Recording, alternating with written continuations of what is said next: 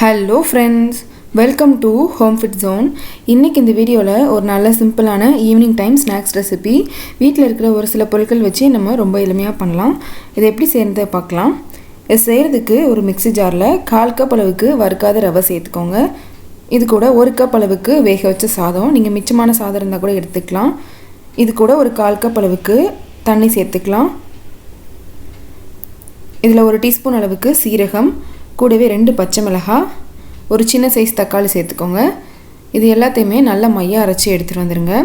எந்த அளவுக்கு நல்லா பேஸ்ட்டாக அரைக்க முடியுமோ அரைச்சிக்கோங்க. இந்த மாதிரி அரைச்சிருக்கணும். இப்போ இதை அப்படியே எடுத்து ஒரு பவுலில் மாற்றிக்கலாம். இது கூட கொஞ்சமாக கருவேப்பிலை, ஒரு மீடியம் சைஸ் உருளைக்கிழங்கு பொடிசா துருவி சேர்த்துக்கோங்க. ஒரு மீடியம் சைஸ் கேரட் பொடிசா துருவினது, 1/4 கப் அளவுக்கு பீன்ஸ், 1/2 டீஸ்பூன் மிளகாத்தூள், 1/4 டீஸ்பூன் கரம் மசாலா, 1/2 டீஸ்பூன் உப்பு. இது கூட ஒரு பெரிய சைஸ் வெங்காயம் பொடிசாக கட் பண்ணி சேர்த்துக்கோங்க. இது எல்லாத்தையுமே சேர்த்துட்டு நல்லா கலந்து விட்டுக்கலாம். கடைசி இதில் சேர்க்குறதுக்கு நம்ம 1 கப் அளவுக்கு சாதம் இதில் சேர்த்து அரைச்சிருக்கோம். 1 கப் அளவுக்கு சாதத்துக்கு 1 கப்லேருந்து 1.25 கப் வரைக்கும் பச்சரிசி மாவு தேவைப்படும். எவ்வளோ தேவைப்படுமோ பார்த்து கொஞ்சம் கொஞ்சமாக சேர்த்து கலந்துக்கோங்க. நான் ஒரு 1/2 கப் அளவுக்கு மாவு சேர்த்துருக்கேன். இதை முதல்ல கலந்துக்கலாம். நமக்கு மாவு பூரிக்கு நம்ம பசையிறதை விட இன்னும் கொஞ்சம் நிலநிலப்பாக இருக்கணும். அந்த பக்குவத்துக்கு நமக்கு மாவு வேணும்.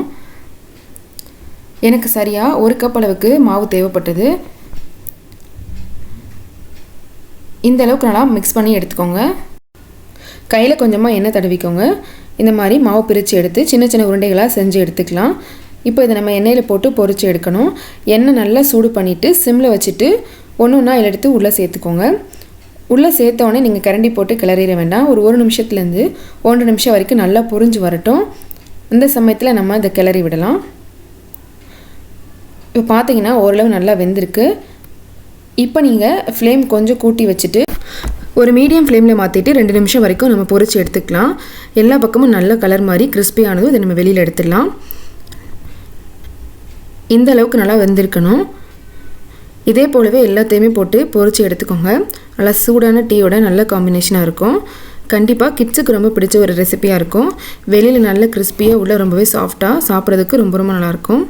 இதே மாதிரியே கண்டிப்பாக நீங்களும் செஞ்சு பாருங்கள்.